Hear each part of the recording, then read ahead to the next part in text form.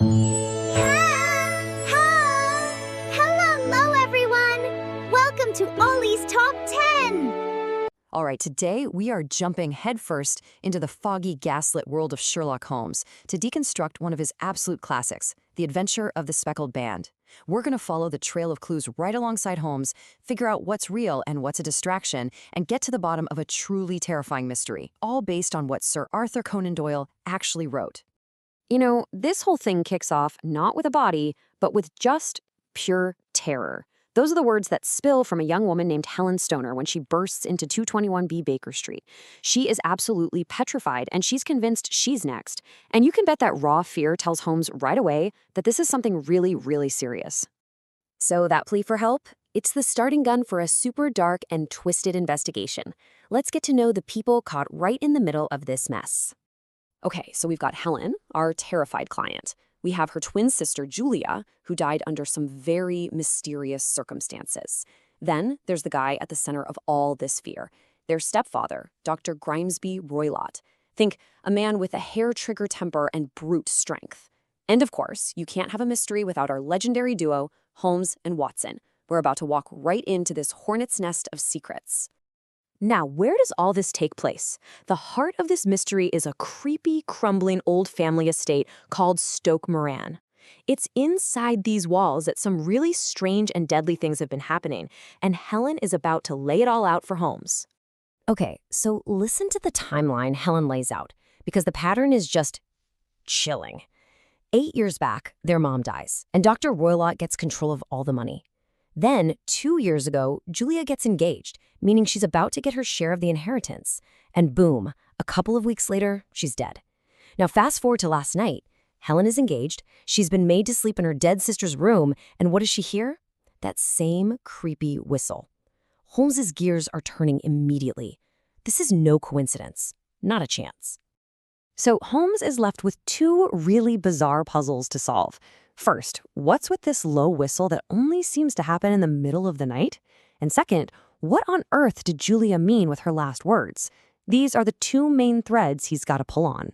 And those last words? I mean, wow. It was the band, the speckled band. That's what Julia screamed right before she died. What does that even mean? You know, they had gypsies on the property, so maybe a band of them? Or was it some kind of speckled piece of clothing? This one phrase is the absolute core of the whole case, and you can just imagine how it's been torturing Helen ever since. So with that chilling story in his mind, Holmes and Watson head straight to Stoke Moran to see the place for themselves. And believe me, what they find there just makes the whole thing even more confusing.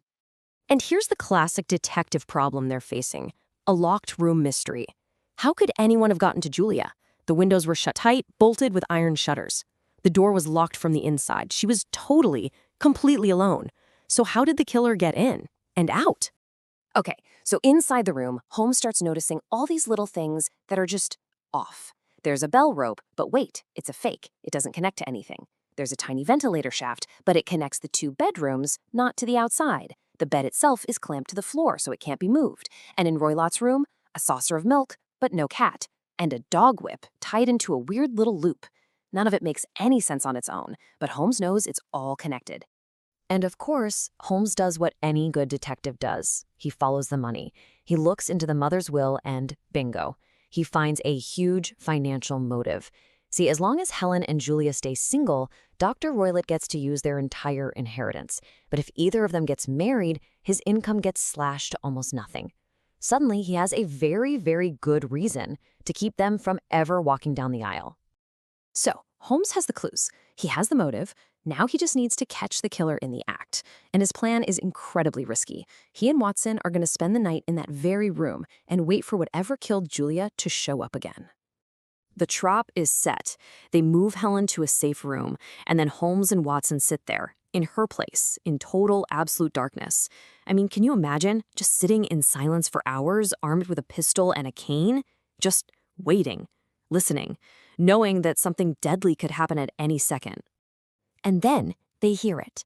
A soft, hissing sound. It's coming from the ventilator. Instantly, Holmes strikes a match and starts lashing out like a madman at the bell rope with his cane. A moment later, there's a terrible, agonizing scream from Dr. Roylott's room next door. The game is up. They burst into Dr. Roylott's room, and the scene they find is just gruesome. But it's here, in this moment, that the full, unbelievably clever and evil secret of the Speckled Band is finally revealed. So what was it? The Speckled Band? It wasn't a band of gypsies. It wasn't a ribbon. It was a snake. A swamp adder, to be exact, the most poisonous snake in all of India, which Roylott had brought over. Those speckles Julia saw in her last moments, it was the pattern on the snake's skin. This was the murder weapon, silent, deadly, and it leaves behind almost no evidence. And here's how the whole evil plan worked. It was actually genius, in a horrible way. Step 1, Roylott would pass the snake through that little ventilator. Step 2, the snake would use the dummy bell rope as a bridge to get down onto the bed. Step 3, it bites the sleeping victim. And step 4, Roylott uses that low whistle to call the snake back, leaving a perfectly secure room and a death that looks like it came from nowhere. And just like that, every single weird clue clicks perfectly into place. The ventilator, that was the snake's doorway. The dummy bell rope, that was its bridge to the bed clamped to the floor, that made sure the victim was always right under the rope. The saucer of milk was the snake's reward, how he trained it. The whistle was the signal to call it back. And the safe, that was the snake's home. Every single piece had a purpose. So what happened in the end? Well, when Holmes hit the snake with his cane, he didn't kill it.